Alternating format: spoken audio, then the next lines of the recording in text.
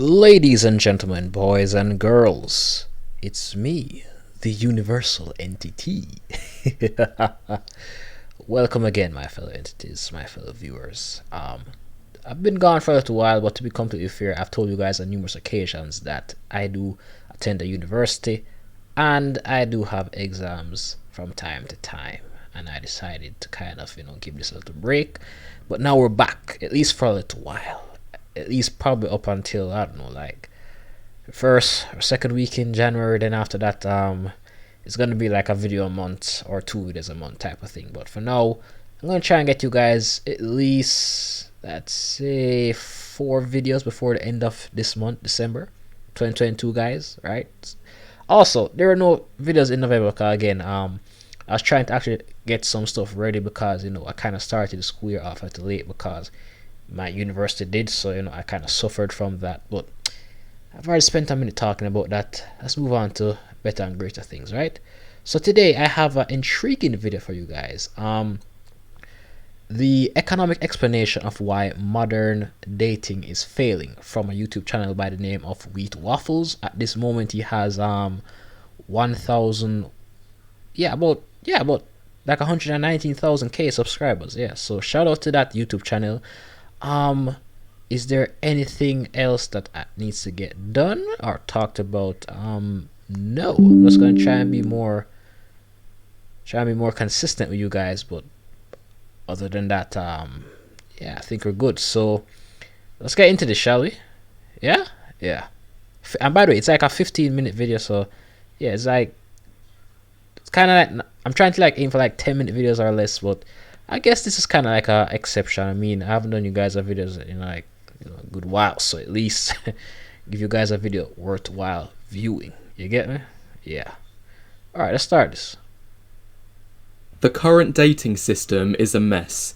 If you're a man, you probably get little to no dating opportunities. You get flaked on when trying to arrange meetups. And you probably find texting an absolute nightmare for keeping a woman interested.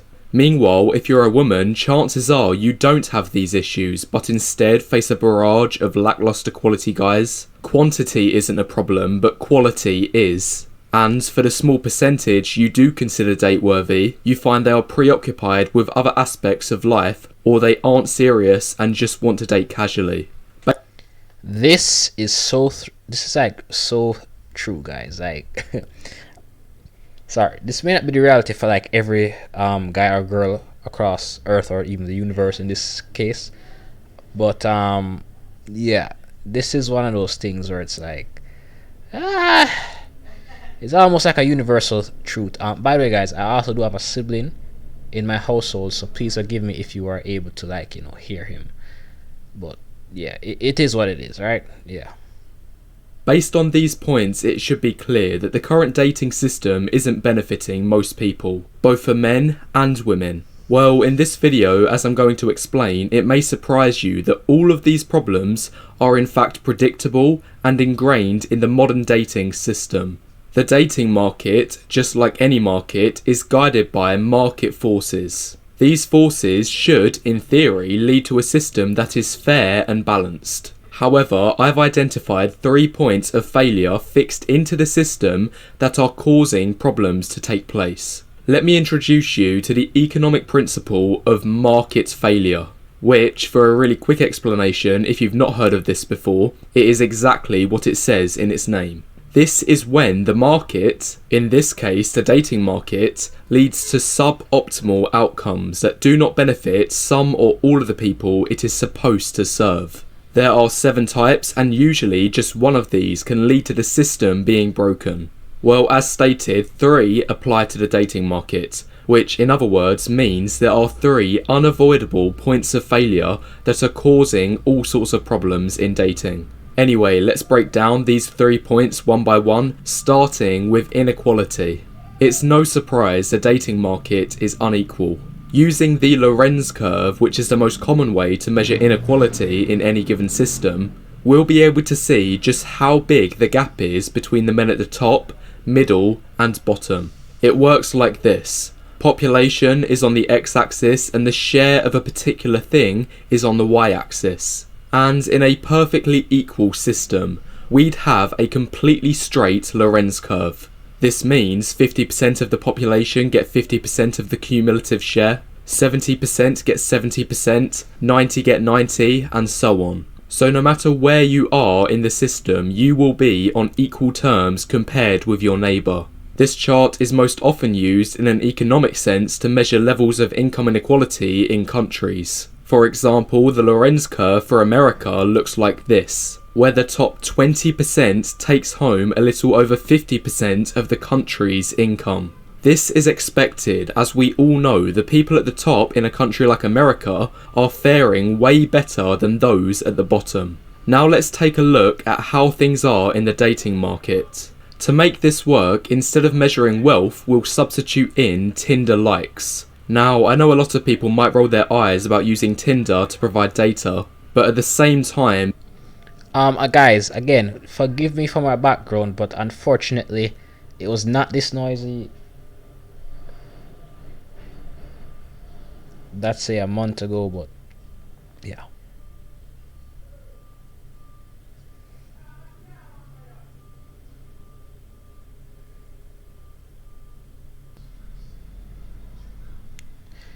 Yeah, guys, so unfortunately there are some people within the community who are like moving.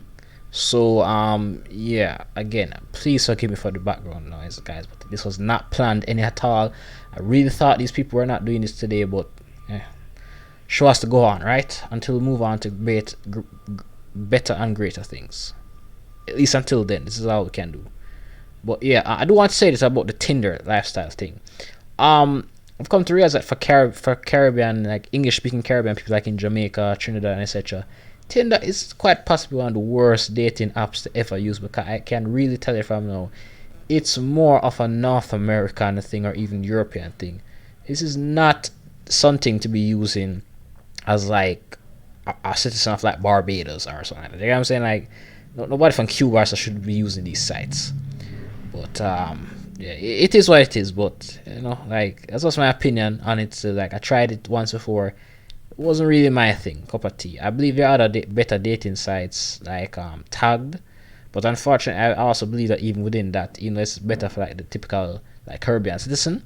It's mostly like people who are like from the LGBT community or people who are just there to like create friendships and also, and I like nobody's really on it anymore for dating purposes. Like maybe there's like a little small 10% of like males or females who are into that, but yeah, for the most part, no.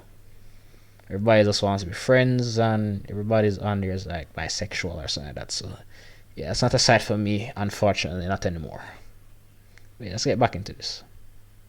And this will be able to give us a rough idea. And besides, Tinder is the world's largest dating app with over 75 million users, so sample size is not an issue. Additionally, studies show dating apps are now the #1 way couples meet. So as I say, using Tinder likes definitely not a perfect measure, but this will be able to give us a rough idea of dating market inequality. Anyway, the Lorenz curve for men on Tinder looks like this. Shockingly, it's actually more unequal than America is in terms of income. No. Dang. I did not listen. I expected it to be worse, but God Almighty, when I saw that curve, oh wow, yeah, this is actually this is a lot worse than I thought originally. Yeah, this is really bad. This is like really bad. Noticeably more. On Tinder, the top 10% of men get 58% of the likes. Meanwhile, for the bottom 50% of men, they get just 4.3%. And the reason I find this so glaring is because we hear on the news all the time about income inequality, how terrible it is and what should be done about it. But when the exact same thing is happening in the dating market, it seems no one even cares about it. I wouldn't say nobody cares about it. I just think females don't care about it. I've had many discussions about this type of stuff in the past, and I will say one thing: as men, as a male, we generally speaking don't like to come together for stuff like this. Like, we don't like to come together a lot of times for like podcasts or come together for like certain things, also like a funeral or like a wedding or some big event. At the times, like I notice that we guys we'd rather stay by ourselves and just message like our best male friends or so every couple months or so, rather than to come together as like to try and create something stronger and better than we ever would individually, and be like, yeah, listen, like we need to make people be aware of this and that. I'm not saying that men don't do this any at all, but I'm just saying you tend to find that the reasons like these are the reasons why females are taking over social media. And so not because they're only more social, but because even if they're more social and we aren't really letting our voices be heard. You get what I'm saying? So it's like one or two guys out there, whether it be in the manosphere, Kevin Samuels, rest in peace, or whoever. It's like if you really take out those few, like say maybe 2-3 dozen like real podcasts like guys or guys on YouTube or on the social media or whatever, it's like it's basically just run by females at that point. And of course, like I said, they don't really care. So if they are a majority of the voices that are making up these platforms, then it will really seem like nobody's saying something, when in fact we are. But we're few in numbers, right? So yeah, there's that as well. But yeah. Now, some of you might point out that I've only spoken about the inequality for men, when really this should also apply for women as well, because men are no different in their dating choices. That is what they will have you think. But I'm almost willing to bet on my life, almost, that this guy is going to come with something that's going to be a little bit more in line with what I believe, stuff I've experienced, etc. But that's see and hear. And for those that think this, you're right, it does apply to women. The top 10% of women get 45% of likes from men, which again shows a big inequality. But the reason I'm focusing mainly on men is because notice how the share of likes is less equal for men than for women. The bottom 50% of women has nearly twice the share than the bottom 50%. Thank you. So it's not that it's not bad. It's just that it's just never going to be as bad as men. And this is why sometimes they say that, like when you're raising up a young boy and those types of stuff, or son, whether adopted or not, he needs a male figure in his life, because there are just some things about the male existence that no mother will ever truly be able to truly like 100% connect with on the son's level, or the adopted son's level, or whatever, or the nephew or whoever. So I mean, it is something to really take in. This is kind of like one of those things. Like, unfortunately, women, females, the one or two that maybe listen to this, like you guys won't be able to always connect to us in terms of like our livelihoods and existence. So it's like how we can't always do it, you guys. But it's both a blessing and a curse at the same time. 50% of men.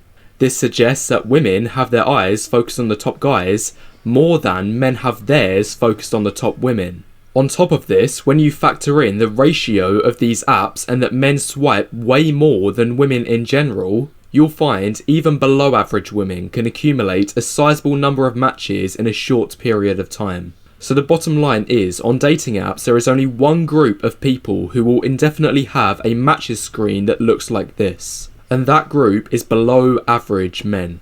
Now moving on to the second point of market failure. This is known as asymmetric information. Let's say you're looking to buy a second-hand car.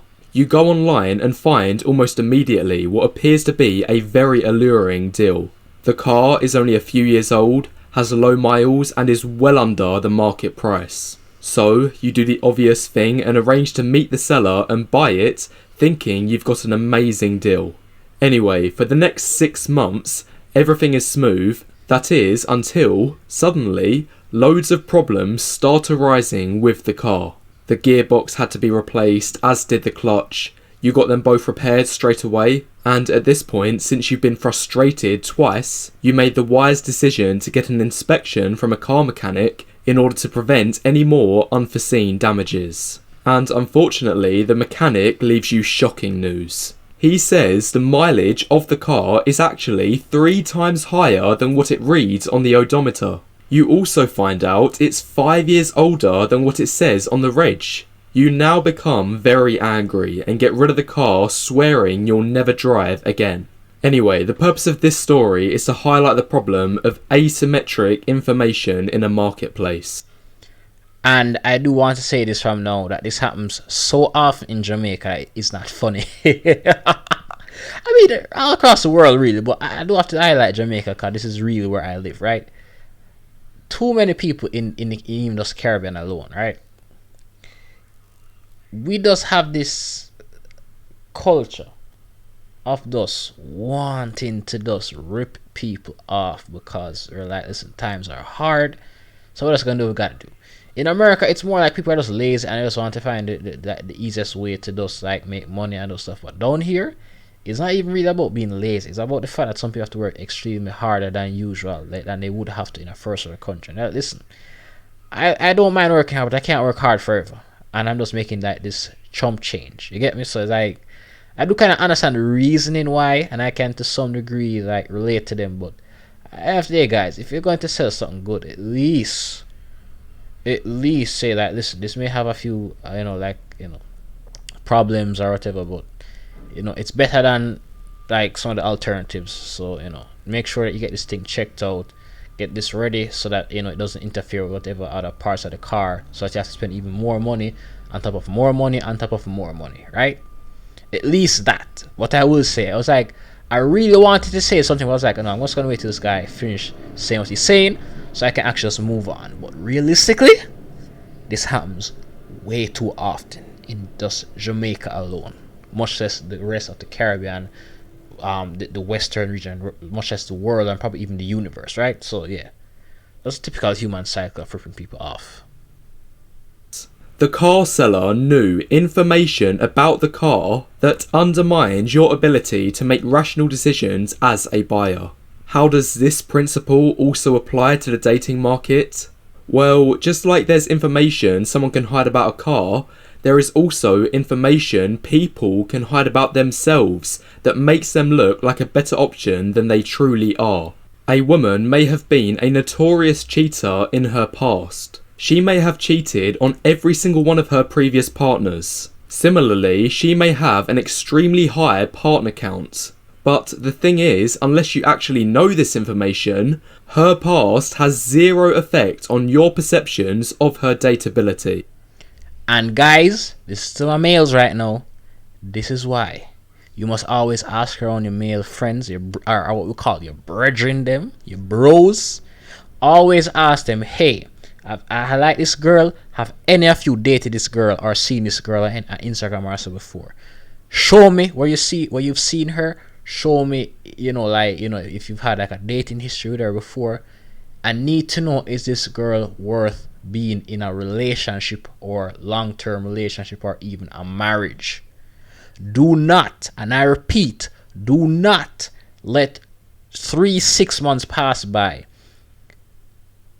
right? And I don't know, you more than like you've probably had like sex with them already or whatever, and you're just now figuring out that she ain't that what she's been saying or she's been claiming to be.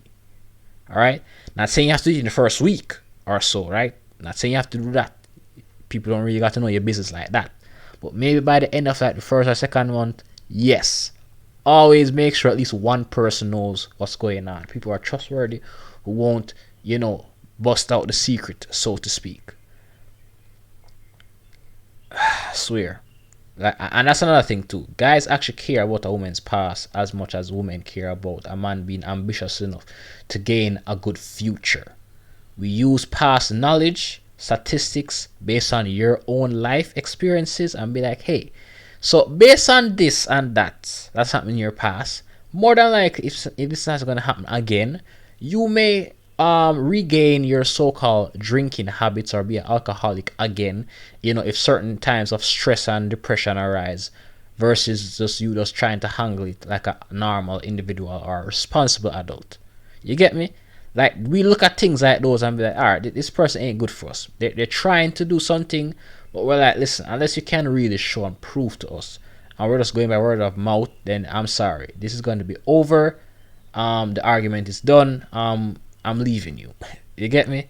So guys, please always remember this. Always make sure somebody knows what's going on after a few dates or whatever, and make sure that you're not trying to get ripped off by being in a long-term relationship with somebody, and then you start wondering why is it not working out, and be like, oh, she's been cheating on you for like 3 years and you didn't know because you didn't like tell anybody.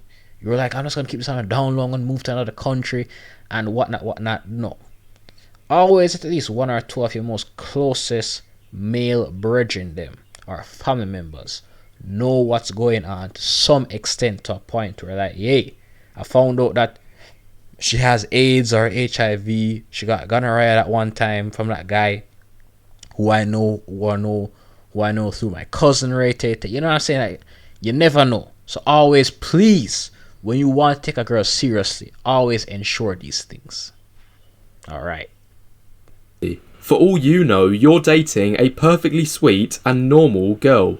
Then it's only a matter of months, or God forbid, years further down the line, problems arise and you start to realise you've been duped.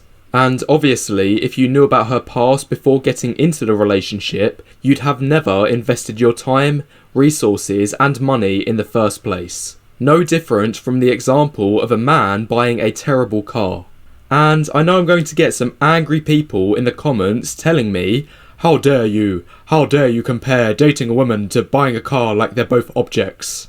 Well, on the surface, the car analogy might sound condescending, but whether you like it or not, the dating market is a market just like any other. It is guided by the principles of supply and demand, and every single man and woman is seen as a buyer and seller. And one of the key problems in today's dating market is there's an incentive to sell yourself at a higher value than you actually are. There's become a very fine line between putting your best foot forward and flat out pretending to be someone you're not. This is a market failure at its core, as it encourages people to deceive the person they're dating if they want to increase their chances of it working out. Honest people are the losers and liars are the winners. And this problem has been made even worse since online dating due to its high levels of anonymity. Nowadays, a person you met from a dating app can make up whatever lies about themselves they want, and as long as you believe them, it will hugely increase their perceived value. Now, of course, vetting for red flags is important and may be the only solution. However, it is not guaranteed. If a woman tweaks her history slightly, how would you be able to tell? Also, remember everything I'm saying right now applies to men too, not just women. Here's an example I recently saw in this video. How to tell a girl you just want to hook up. The first thing you don't want to do is while you're on the date tell her, hey, just so you're aware, I'm not looking for a relationship. That's a huge red flag from the girl's perspective. So instead, when she asks you, so what are you looking for? You want to say, lately I've just been casually dating, trying to take things slow. I have no expectations and let's see where things go. That's what you say the next time she asks you that question.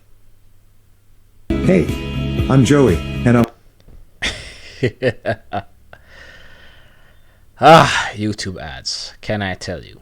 But yeah, guys, listen, there is some truth in that, to be completely honest. I always said to tell the truth and so on, and so on, right? But realistically, we all know that if you were to tell somebody that, like, for every, like, say, maybe 25 females out there, maybe only 2 out of that are actually going to like be like, okay.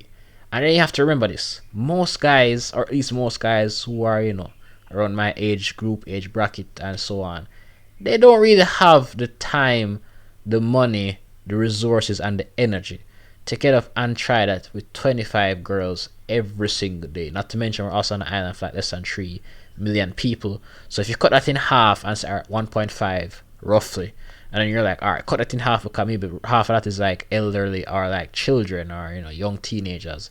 Then it's going to be like, all right, cut that in half yet again.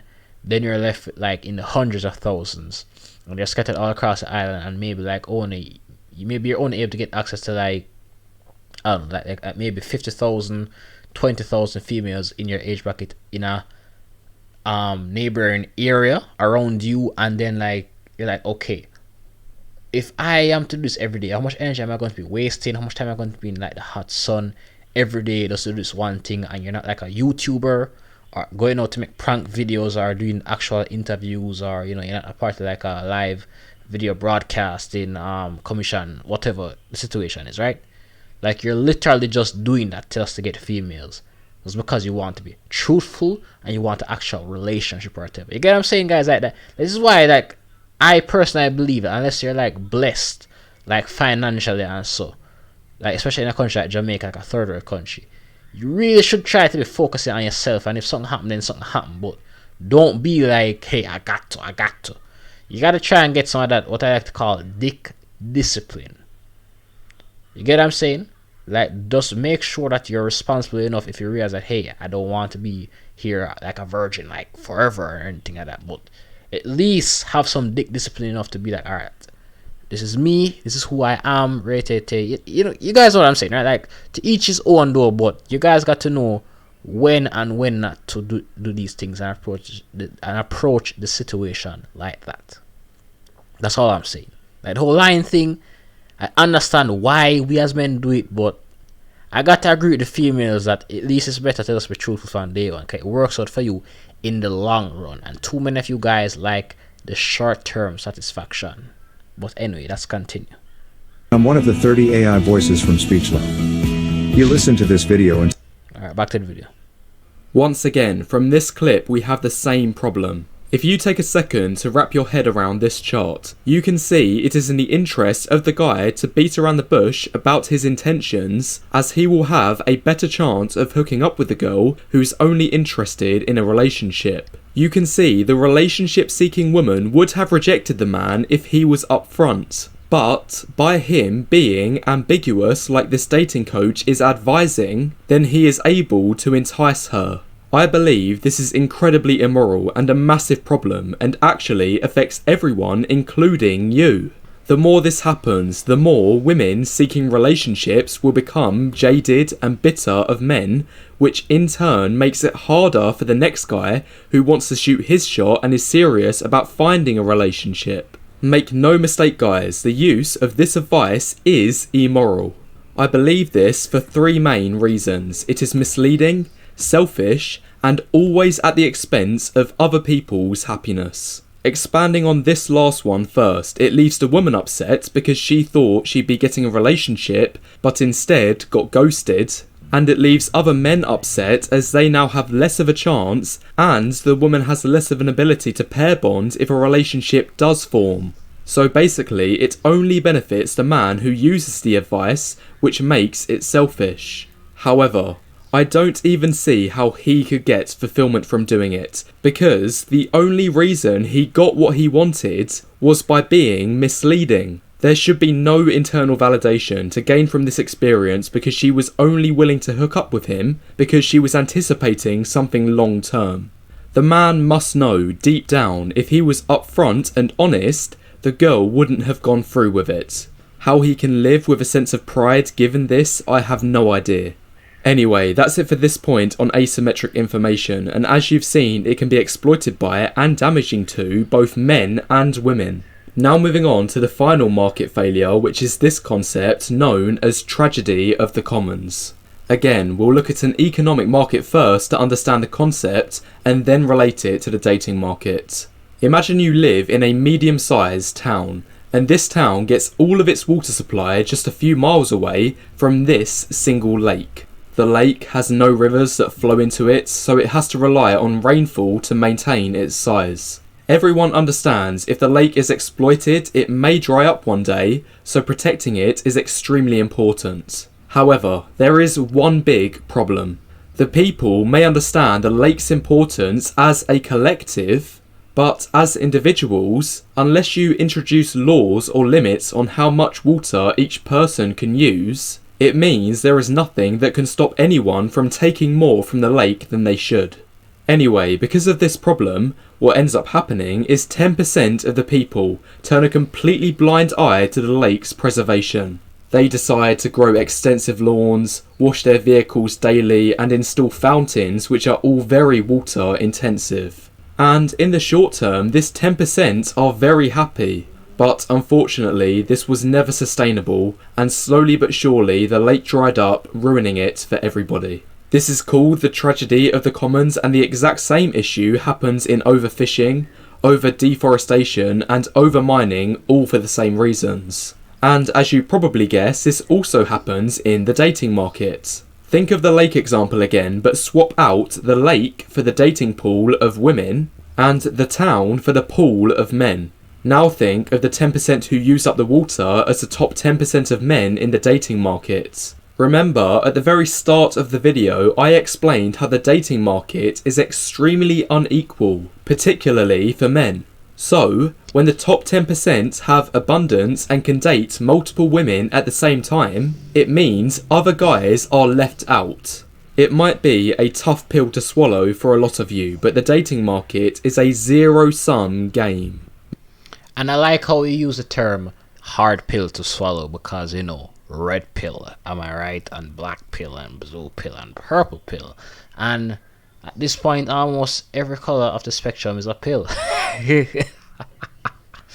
Sorry about that, guys. My voice box kind of went a while ago, right?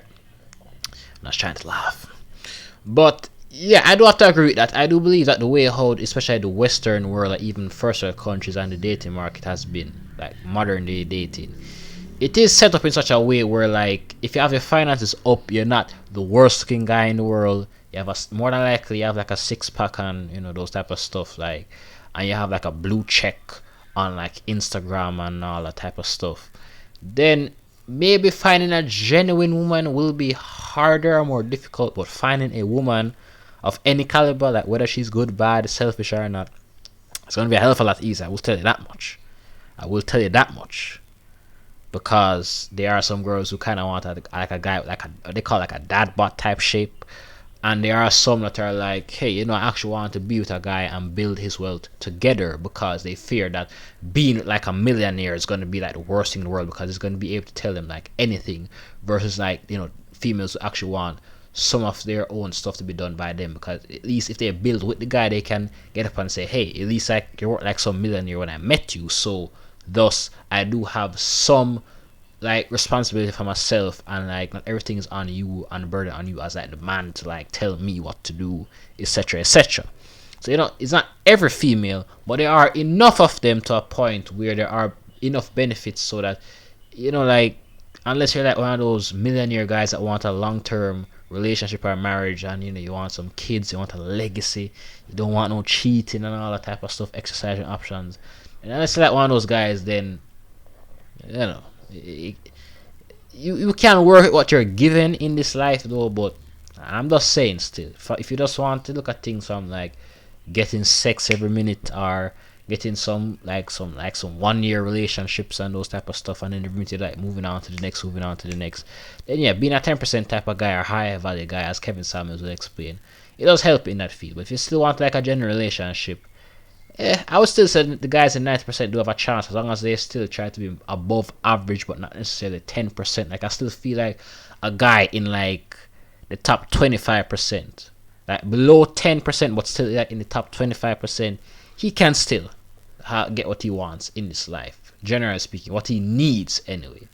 The want side of things, yeah, only the top 10% of guys and a few guys somewhere in that 90% will actually get what they want, and they don't get that stuff as often as the guy with money. Well, it depends, because there are some guys with money that, you know, that they're like musicians or artists, and, you know, they have to be like in a new city every other week or so. So it's like, you know, even sometimes what they want and what they want to get at a moment's notice is like very slim to none, even though they do have the money and the talent too. But it's like they don't even really have time anymore. You get me? But that's a whole different thing. But I do understand the relationship he's trying to make with these things, because I've seen a lot of these stuff on Manosphere podcast and Red Pill podcast, or even podcasts in general that don't really speak on these things, but they maybe react to it. So yeah. Meaning, if I date a woman and take her off the market, that's one less woman you could now potentially date. And this isn't necessarily a problem if there are equal numbers of men and women, because eventually everyone will have a partner. But the problem arises when a small minority of guys date multiple women at the same time, leaving the other men left out. It's a matter of fact, over 2,000 years ago, the rulers realised how this setup was unsustainable, so to counteract this, they introduced laws of monogamy, which created a one-to-one balance for men and women, making sure people weren't left out. But funnily enough, in the last couple of decades, we've seen a complete dismantling of these values. And once again, we're in a situation where a few men at the top are dominating the market, while the people at the bottom are being ostracised. Anyway, that's it for the 3 ways market failure applies to the dating market, and maybe I'll make a solutions video to these problems in future. If you Please do, my guy. Please do. Make some solution videos, because I really want to hear what you have to say. This is like the first I think I've ever like reacted to this channel, especially like watch anything at all. But I know I didn't watch this video beforehand, guys, trust me. So yeah, this is like a genuine reaction. But yeah, I listen, guys, I want, there's something else I believe in the middle of the video, like I was talking about, like the second part, and within that I kind of wanted to say near the end, I almost forgot, right, that there's a saying that women fall in love with what they hear and men fall in love with what they see, which is why when women wear that is why women wear makeup and men tell lies.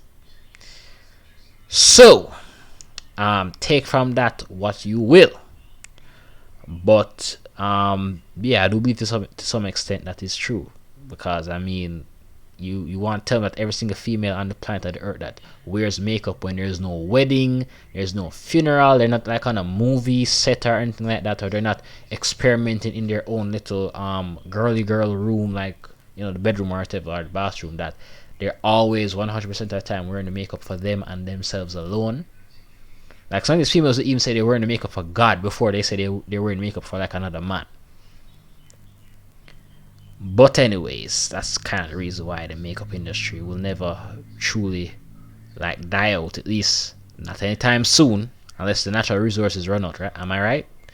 So yeah, other things to take away from this video, most of this I probably didn't know myself, but it was like, I guess it's kind of good for me as a guy to kind of see things sometimes from the perspective of other people, rather than people who are always like in the manosphere, whether males or females, or people who are part of that red pill atmosphere to some degree. Am I right? So yeah, and of course I am a person who is like within the social science faculty within my respective university, so stuff regarding economic topics, and so I'm very much aware of these things, but I just want to see how these things are like applied to like a dating market, because I knew already that there could be stuff like market failure, like inequality and so on, but the exact factors and, you know, the other stuff that they talk about, the other 2 points that they made, I didn't really know much about them, or at least how to explain them in such a manner. So again, this is very helpful to me, and I hope it was to you as well. Matter of fact, you know what, I'm gonna like this guy's video, because I actually like it. I liked it a lot. I'm actually gonna like it. Maybe not subscribe, but I'm gonna like it. So yeah, I do also like the last point he made about the fact that he was like speaking upon that in the last couple of decades we've actually been undoing the work we've been doing for like almost 2,000 years at this point, maybe even longer. So because even like the ancient rulers of back then were like, hey, listen, I know we like the girls and so on, but the guys out there are male citizens. It's not necessarily that good to always be taking away the most beautiful, genuine females out there. Let's redistribute some of these girls back out into the streets and let them and the male counterparts they actually want to be, who may not have as much money or power as us, actually get a chance. And now we're kind of unraveling all of that now in the last, as the base guy said, like basically since like the 20th century, like the later half of the 20th century. So yeah, say what you will about that though, but I hope I live to see a time where things are going to get back to that, because again, we do have history books and so to actually learn from them, so we don't at least make the exact same mistake as a collective race over and over again. But I want to hear what you guys have to say. So, to all my universal entities who are watching, thank you again. I hope you like or even dislike the video. Again, I do understand why you probably want to dislike it, because poor quality of production, editing, and as well as not being that consistent as I probably once had before. But again, times change, people change, and by that I mean exams came.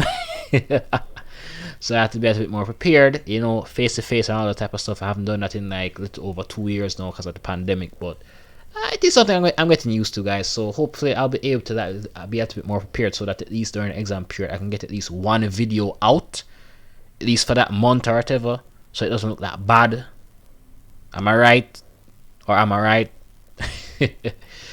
Well, yeah, I hope you guys can take away something from this video. And again, to my fellow universal entities, this is Universal Entity himself speaking, and I am signing out.